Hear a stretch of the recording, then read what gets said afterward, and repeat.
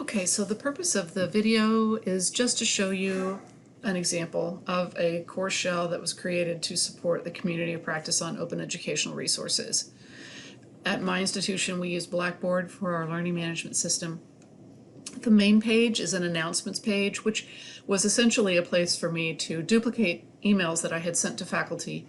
I found that faculty sometimes are overwhelmed in their email and they might not always see an email, but they are very well trained to look for announcements from Blackboard, and so I used this as sort of a way to make sure I was reaching faculty with communications about course content, due dates, that kind of thing. And it also became an archive then of everything that we had sent in terms of communications, so that faculty had one place to go and wouldn't have to go through their email to try to find things.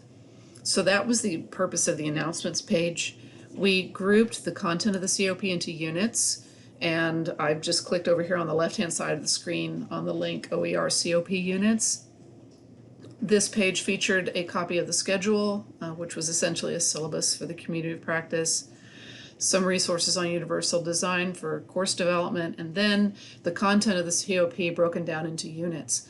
And we used each unit as a way to keep people on track so that they knew, okay, for this portion we're going to be, I'm going to watch this video, I'm going to read this content, I'm going to look at this web page. The only thing I would have changed about the way we broke up the units, my co-facilitator did this page and she combined what is OER and why use OER with copyright and licensing, but when we did the syllabus we split those into separate days. I think I would have rather have had two different units, one for the first day, one for the second day, instead of having it combined into one.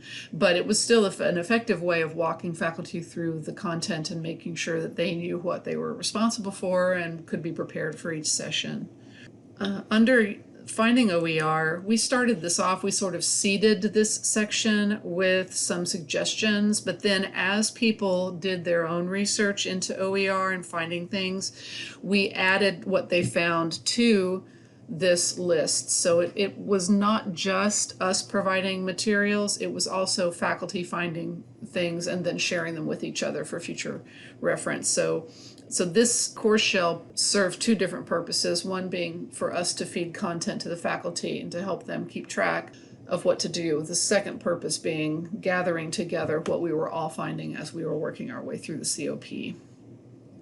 The only other part of the shell that we used was the discussion board.